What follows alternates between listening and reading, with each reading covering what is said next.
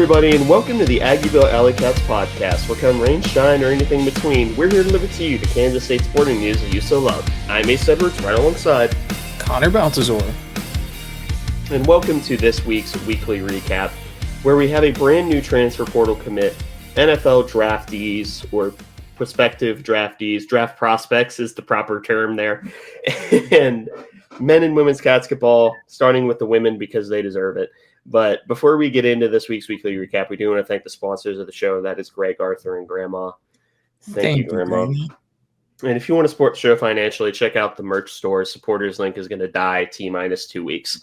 So rest in peace to the supporters link. We barely knew ye. But the first bit of news is in the football recruiting realm, and that is K-State getting their first commit from the transfer portal, and that is the former four-star high school commit and Oklahoma transfer cornerback Jaden Rowe, who I almost guarantee I will call Jaden Reed at least once, either during this episode or in the near future. But the biggest thing with Jaden Rowe is the story on him is injuries. He has been hurt basically his entire time at Oklahoma. But he also has 6'3". He's 6'3", weighs 220 pounds, and has length at the corner position that you can't teach. So, Connor, you had a good comp earlier before the episode, so I'll let you get to that. But I really like this pickup in principle because a lot of people view it as a flyer on a player that has a long injury history, and you could view it like that. But I view it as taking a chance and hoping that he gets healthy on a guy who's 6'3" and runs 4.3. Yeah. The low-hanging fruit, but not entirely unwarranted comparison for Jaden Rowe, with specifically for K-State fans to me. I suppose also Indianapolis Colts fans, as Julius Brents. Pretty similar styles. The major difference is that he's an unproven version of Julius Brents, whereas Brents still wasn't the player that we didn't know he'd become the player that he ultimately panned out to be. I mean, he really did about reach his ceiling, I think, for what we expected at K-State. Jaden Rowe is not as far along on that path. He's played very minimally at OU, I think maybe a dozen snaps this past year, but still a very highly touted recruit out of high school in the class of 2022. His highest rating on any site was on 24/7. That had him as the 205th ranked player in the country in his class, and the 27th ranked corner, the 5th ranked player out of the state of Oklahoma. So fairly highly regarded out of high school, but just hasn't really produced at the college level. But the athletic traits are absolutely there. And this is a guy that you take and you're pretty much hoping that you can do to him what we were able to do with Julius Brents, and it's get the most out of him and get him in a scheme that is really favorable for corners that are of his archetype, that will let guys that are just hyper athletes get out and make hyper athletic plays, because that's what Jaden Rowe is a freakishly athletic monster. I mean, he's 6'3", 220, and moves in ways that defensive backs aren't always able to, particularly at his size. But I think this is a solid ad. It's not like a slam dunk sure thing ad, but it's at minimum a guy that I'm interested to see and will be keeping my eye on as we get through the spring and summer. Because if he puts things together, I think that he honestly could start next year. But that's, I think, his ceiling for next year. I mean, his floor is we don't see him. So that's the risk you take with a guy like Jaden Rowe, particularly with a lot of power 4 bounce backs. That's just kind of the risk you're taking, is you take a guy that's had injury history and just hope you can make it work. Sometimes it works, sometimes it doesn't. K-State's had, I think, about as good a success rate as you could expect with those type of players, which is still not great. But you just hope for 50-50 on guys like that. And if K-State can get a gem here with Jaden Rowe, then you're probably looking at an all Big 12 corner next year. Yeah, and I think there's a non-zero chance that he could put on weight depending on how the other corners on roster are developing. So people like Donovan McIntosh, Kenigel Thomas, Sashawn Rich. I think there's a non-zero chance that he could put on weight and then move to jack safety.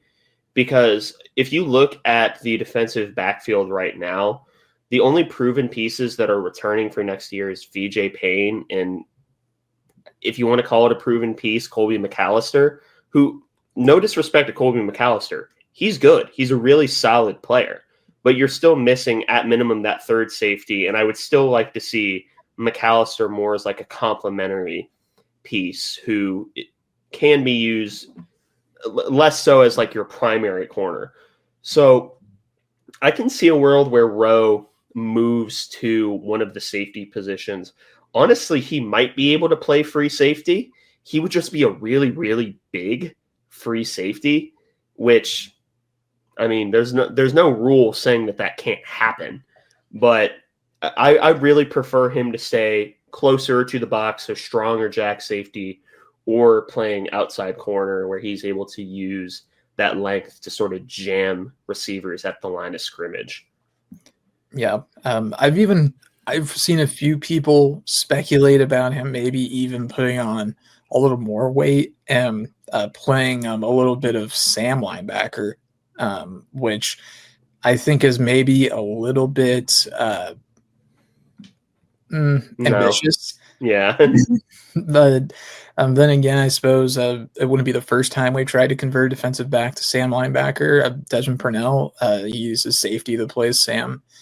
I would, if nothing else, be open to them trying it if corner isn't really working the way that we want. But I'm kind of with you. I do like the idea of him playing a jack safety, maybe particularly on some sure run situations, particularly if we wanted to put on weight, because the more weight he puts on, the less amicable I am to the idea of him having to cover crossing routes. Yeah, the bane of every basic defensive back. Actually, I was about to say a safety. No, that's just putting a defensive back in a bad position. But I really do like the Jaden Rowe pickup. It's a really good pickup for the first commit of the portal season. But you also have to talk about people who are leaving the team. And we're not going to talk about the people who enter the portal. I think it's 14 up at this point, even though Trace Bybee leaving and Jace Brown staying was quite the curveball. Yeah, not what we expected. But Jacob Parrish announced that he will be going to the NFL draft, which I'll admit took me a little bit by surprise, not because I don't think that he's an NFL player, like an NFL caliber player, but I sort of saw him as more a fringe guy that could benefit from another year in college. But I guess, he's not getting any younger, and I guess he got some really solid advice. I could see him getting picked up as, a mid to late day 3 kind of guy that someone takes a flyer on and says, we're going to develop you as this bump and run vertical corner, like under DJ Reed. His comp is DJ Reed. I'm not even going to bother going through the rest of that. It's DJ Reed. So congratulations to Jacob Parrish. I hope you do really well. Probably gets a combine invite, but I always wish the best for him. Yeah, I'm in the same boat. Was very surprised. Again, not because of the level of quality he plays with, but just because it just wasn't someone I was really anticipating testing the draft waters. I shouldn't even say testing because it's not like basketball. I mean, he's in. So that isn't. It's unfortunate for the K-State corner room, but if it's best for him, it's also going to look good for K-State if he gets drafted. Because I love having talent in the defensive backfield, and a great way to attract even better talent is put guys in the NFL. It's as easy as that. So if he can get himself drafted, that's great for K-State. Yeah. I think he'll be a fun player to watch on Sundays if he gets picked up. So congratulations to Jacob Parrish. We are waiting on a few other decisions from K-State players, whether it be to enter the portal or to go to the NFL draft. Bo Palmer did announce that he's coming back. Shout out Bo Palmer. I think it's probably either COVID year. Well, it's probably medical redshirt. Or or COVID year. I don't know, either or. But it is going to be really interesting with how the roster will be constructed with 105. But again, that's more of an off season. We have nothing else to talk about topic than a right now thing. So we'll move in to the women's basketball team, also known as the only basketball team at K-State. Tragically, the men's team folded after getting swallowed up by a tsunami. It really is a shame that happened to them, but luckily women are here to save the day. And they had a game up against Texas A&M down in College Station. Now, Texas A&M hasn't been as advertised in the preseason, but they're still a solid Power 5, Power 6, depending on how you look at college basketball. They're still a really, really solid team. And K-State, again, dismantled them by 39 in their own house. So looking back on it, I know Texas A&M isn't, world beaters or anything. I really think that the Duke game can be sort of seen as an aberration where one person just decided to drop a 30 burger and get hot.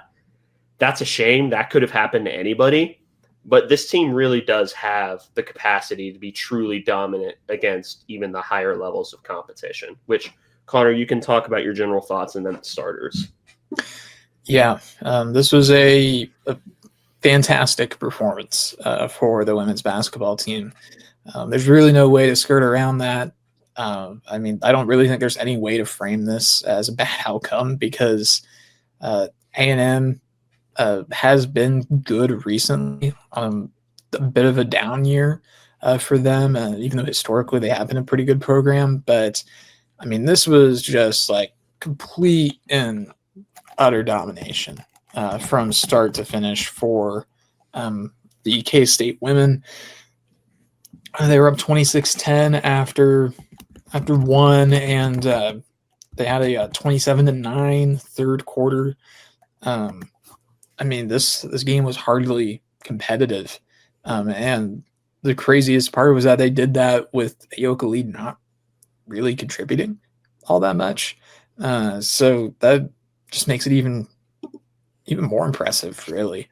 But K-State's moved themselves up to the number 6 team in the Bart Torvik advanced statistics.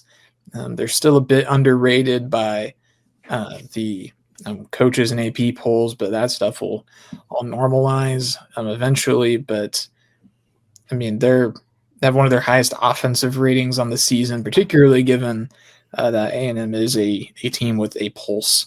Again, really impressive stuff. But I'll go ahead and get into the starters here for K-State. Zy Walker, she led the starters, but not the team. Ace will get to talk about that person in particular, who was particularly exciting. Zy Walker, 7 of 14 for the field, 1 of 2 from 3, 2 of 2 on her free throws, finishing with 17 points, 5 rebounds, added 3 assists to 1 turnover, 2 blocks, and a steal. It always surprises me how many blocks she's able to get, given that she isn't the tallest guard we have. She's not necessarily diminutive like Terrence Sides, but she, even at 5'11", is still picking up a ton of blocks. But then that takes into Serena Sundell, who herself had a pretty good game. Played 28 minutes as well, 6 of 13 from the field, did go 0 of 3 from 3, hasn't quite found her stroke from there the way I've been hoping. She's shooting better from there than she was last year, but still not great. 4-4 in her free throws, 16 points for her, and added a rebound, 1 foul, 5 assists to 1 turnover, and a steal. Then Jalen Glenn played 33 minutes, the most on the team, 5 of 12 from the field, 2 of 7 from 3, so a little bit off from what we've come to expect, but still gets 12 points, had 6 rebounds, 3 fouls, 2 assists and a turnover. Tamira Poindexter, 25 minutes for her, 2 of 6 from the field. All of those attempts and makes were threes. And then 2 free throws, 2 of 2 from free throws, I should say. And getting 8 points, 4 rebounds, 3 assists, 2 turnovers, and a block. And then one of the more notable stat lines on the day, given the lack of production and the final result, Ayoka Lee, only playing 10 minutes, going 2 of 3 from the field, 2 of 4 at the free throw line, and just 6 points, 4 rebounds, 3 fouls, no assists, 2 turnovers, and a block. So really not a good day at all for Aggieville, but it just did not matter in this game. Yeah, we were able to only play Aggieville for a grand total of 10 minutes in a game against a Power 6 opponent. That's crazy. Like that's just nuts to me. But if you look at the bench players, starting off with the most notable performance of the day, that's Taryn Sides, who played 31 minutes, went 7 of 9 from the field, and 5 of 7 from three-point land, getting 7 rebounds, 2 fouls, 6 assists, 5 turnovers, and a steal for 19 total points. So once again, she out-rebounded her assist numbers. We're going to keep mentioning it because that's really strange that it keeps happening. But the only thing that you can really complain about is the 5 turnovers. But she was still positive in the turnover to assist ratio. But again, 5 of 7 from 3. Do you know how long we've been waiting for someone to have that good of a 3-point percentage in a game? It's been a minute. It's been a very long time. And I'm just happy that it's happening. Yeah. I'll quickly hop in on the Taryn Sides discussion here just to say that in the last 5 games, she's been shooting 68.5% from 3, which is borderline unheard of. And I think she leads the country in 3-point makes right now. And on the season, she is shooting 55% from 3, which I will say I do not expect that to hold, but to be shooting that high of a percentage from 3 in the month of December is just absolutely unbelievable. So huge shout out to Taryn Sides and the absolute tear that she has been on these last few weeks. Sources reporting that might actually be pretty good. So and granted, Connor, the source is Connor and I, and we're pretty reliable sources who've never been wrong about anything before in our lives. That is correct. We've never been wrong. Exactly. As Wunkus decides that she is a parrot and mounts on my shoulder. But the next stat line comes from Kennedy Taylor. Played 18 minutes, 3 of 6 from the field, 6 total rebounds, 2 of them offensive, 1 foul, and 1 block for 6 total points. So again, playing that second post role very, very well to great effectiveness. I honestly think you could say that Kennedy Taylor has been the highest impact transfer up to this point in the season, and I don't think you would get too much pushback, which that wouldn't have been my pick, not because I thought she was bad, but because Tamira Poindexter also committed to this team. And then Amani Lester played 14 minutes, 1 of 3 from the field, 1 of 2 on free throw attempts, did grab 4 offensive rebounds for a total of 6, 4 fouls, 1 assist, 1 block for 3 total points. So again, the big problem with Amani continues to be just staying out of foul trouble.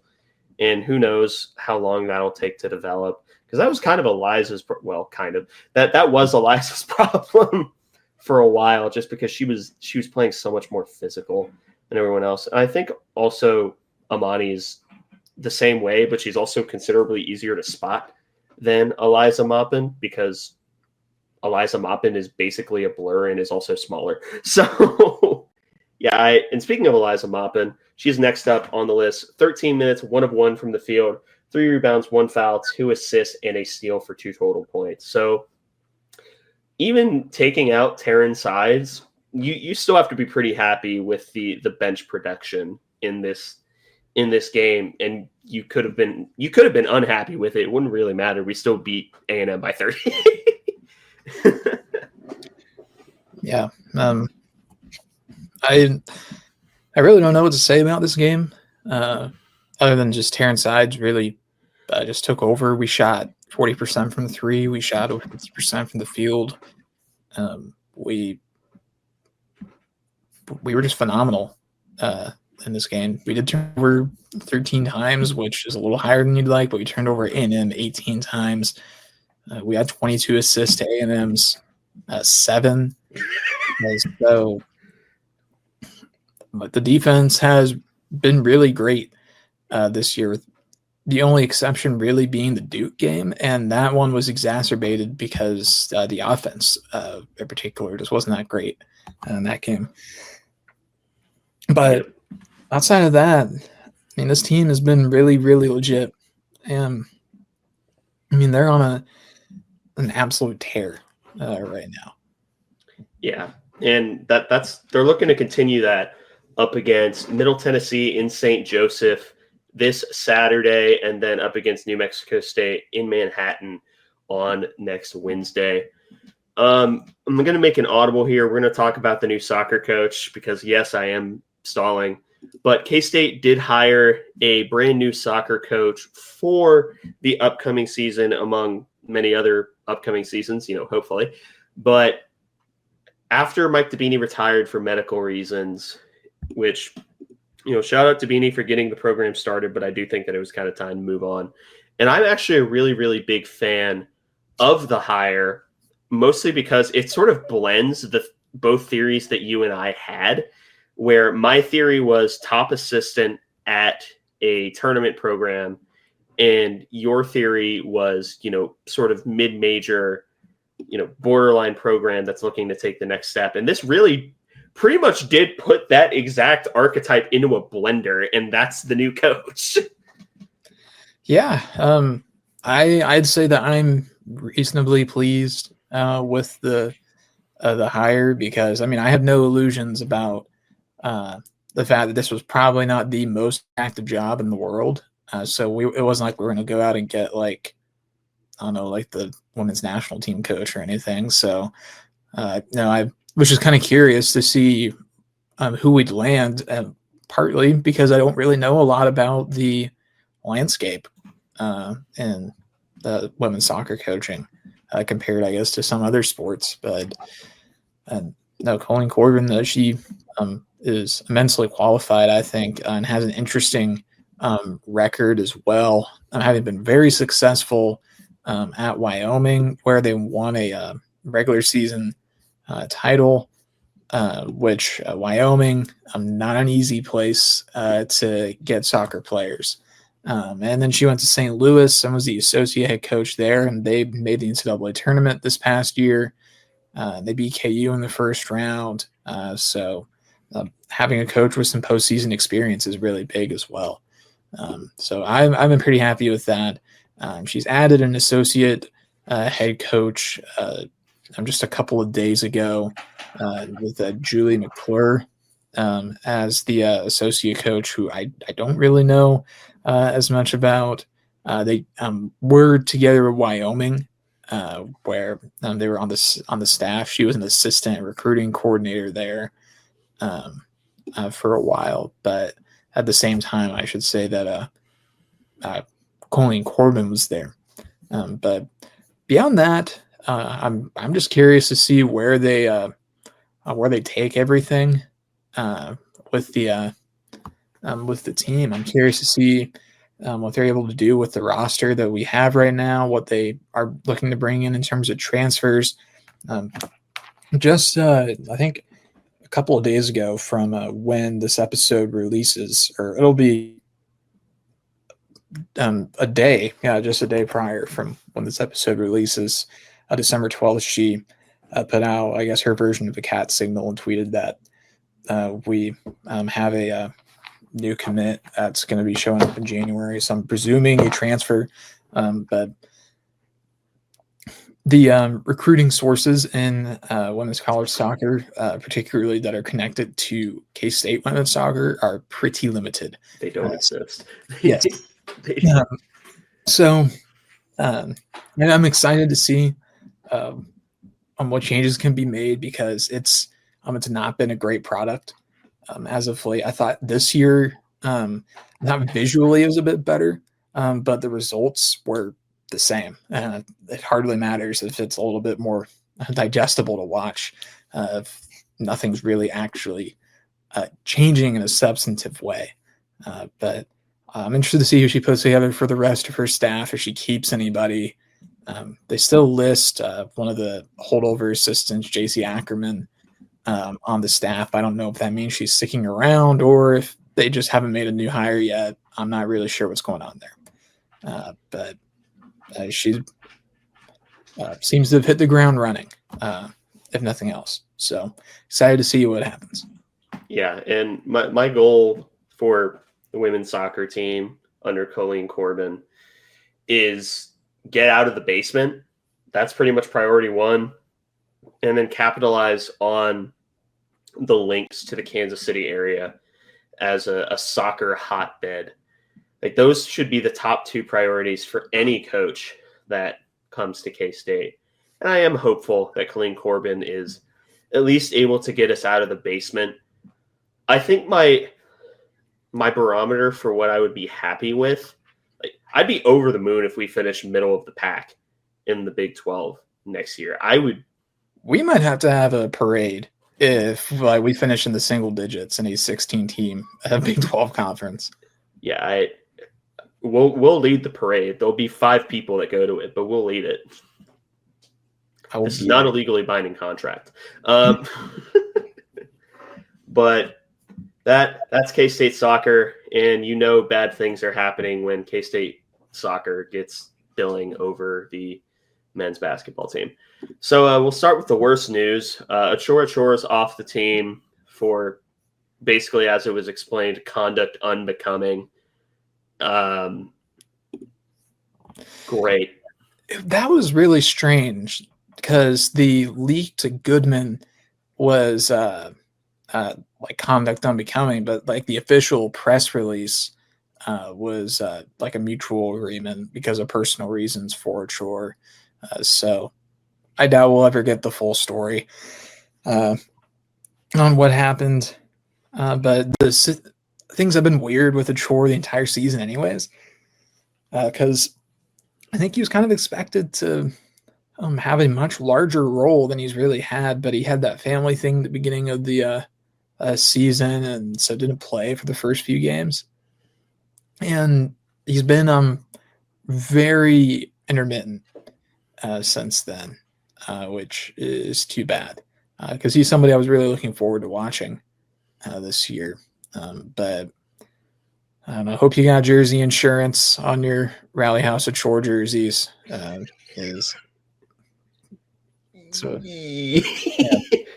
Yeah. Hope y'all kept the receipt because it sucks.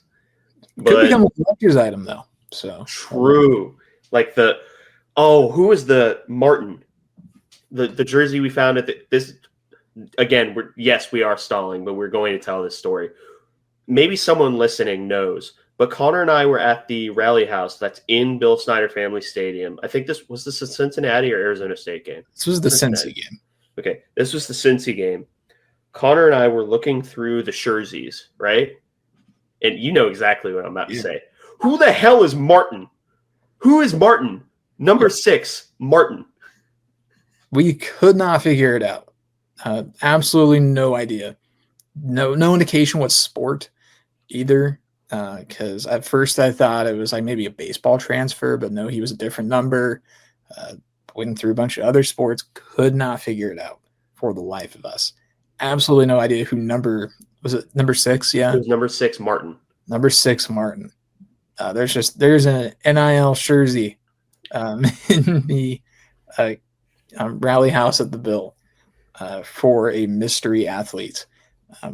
Who we have no clue. Could not figure it out. No, and we seriously, if you know, please add us on Twitter and let us know, because this has been bothering me for a month. Yeah, it's ridiculous, man. But yeah, anyway, moving on to the men's basketball team. They lost up against St. John's, lost by 17 after what was the most encouraging half of basketball of the season, where they came out motivated. They looked like the team that we were promised in the preseason in the first half, and then just pissed down their own leg in the second half and basically stopped caring. And if I sound apathetic and unhappy to talk about this team, it is largely because I am. Connor, you can confirm that this is probably the most dejected that I have ever been about a K-State team that I caveat, asterisk, that I ever had any expectations for. Yeah, man. This was a rough one, to put it lightly. And again, I think you put it well. It hurts in particular because we started really good in this game, and we were leading at half in a game that I was not really sure what to think of coming in. But Hassan was going off, and we otherwise seemed kind of locked in. And I was really happy about that. And the second half was just genuinely embarrassing. I mean, we gave up 53 points in the second half, and we only scored 32. Hassan went cold. Pretty much nothing went right in that half. There's not a lot to really talk about here. Coleman Hawkins almost had a double-double in this game, 1 rebound away. But, I mean, there were some like generationally awful stat lines from this game. Particularly the 2-point guards. Doug McDaniel, 3 of 14 from the field, 1 of 4 from 3, 2 of 2 on his free throws. No assists, 1 turnover. I don't mind Doug McDaniel taking a lot of shots, but doing all of that with 0 assists is pretty much inexcusable, because I get that Doug McDaniel is a guy that can score a lot if we need him to, but you gotta get some assists in there, man. I mean, he's supposed to be the dynamic point guard. But CJ Jones, I think, is the worst offender here. Who he had one of the worst offensive stat lines that I think I've ever seen for someone that played as much as he did. Because he played 20 minutes with 0 of 7 from the field, 0 of 2 from 3, 0 of 1 at the free throw line, 1 rebound, 1 assist, 2 turnovers, 2 blocks, and fouled out. Just a generationally stinky. Words cannot begin to describe what a horrible performance that is. I'm going to check and see if I can find his offensive efficiency numbers from that game, because I am truly curious about that. Yeah, while you're looking for that, this game is really a backbreaker, and when you combine it with the fact that a chore is leaving, regardless of how much that he was going to contribute on this team, because he has kind of been not doing that this entire season. The counterpoint to that is who has been contributing on this team, but okay, Connor has found the offensive efficiency numbers. Look, I'm not a stat junkie, but I've just seen what is quite literally the lowest offensive efficiency number I have ever seen. I did not know it was possible to get an offensive efficiency this low. So I'm going to start with context. I'm pretty sure that like around 110, 115 is like pretty good for offensive efficiency. So David Gasson was 117.5 in this game. So actually pretty good, because he did have a good game. Brendan Hassan had a 137.8, which is really great. That's very great. Zubi Ejiofor for St. John's, who torched us, he had a 154.9, which is just absurdly high. A guy that didn't have a good game at all, Doug McDaniel, he had a 65.6 offensive efficiency. That's very bad. Not good. CJ Jones had a 6.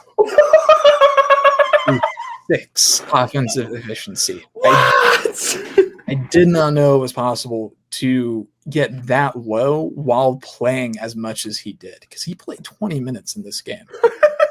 And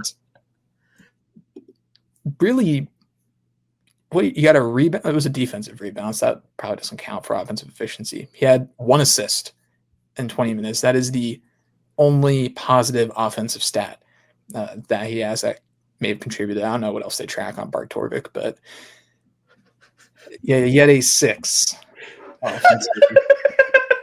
which I'd imagine is somewhere in the realm of, if you put me or Ace out there for 20 minutes on offense, like we might accidentally make a good pass that like gets tipped and someone makes a 3 and we'll count it as an assist. Like the effect offensively isn't too dissimilar, I think. And we'd probably be a lot cheaper as well for what it's I'd do it for free. Yeah, so And Connor can confirm that there's one part of my game that I'm good at. I have range. that's true. You can shoot from about anywhere, man. Like so, but no, yeah, that I just have to marvel at that a bit because I truly didn't know it was possible to be that bad in a single performance. Shout out to Dave and Brendan Hawson for being like the only two people on this team that A, had a good performance, and B, care. Yeah. There's some other guys I think that care that didn't have good performances, like Max Jones, I think cares. David Castillo only played 2 minutes. I think he definitely cares. Which kind of makes me wonder why he wasn't playing more. But yeah, outside of that, man, this team is demoralizing. I've really tried to be patient and hold off because I mean, I guess never say never on being able to turn things around, but the ship is about to go over the horizon on this, so we better get into speedboat if we want to catch up because we are going to get left behind. I am not sure we win a game the rest of the year. Surely we're able to accidentally win a game at some point. I mean, like, this team has showed that if not pressed too hard, they are willing to at the very least run it up offensively if at the sacrifice of carrying on defense. So surely they can catch someone on a bad shooting night with sloppy offense and accidentally stumble into a win. Watch it be against KU. Like the one game on the year that we win would be KU. That would be consistent with Jerome Tang and nothing else, because like his teams have really looked great against KU both years. Even last year when our team was not as good, we played KU really well. So never say never, I suppose, with the KU game, because if there's one thing you can do, it's get guys ready to play KU.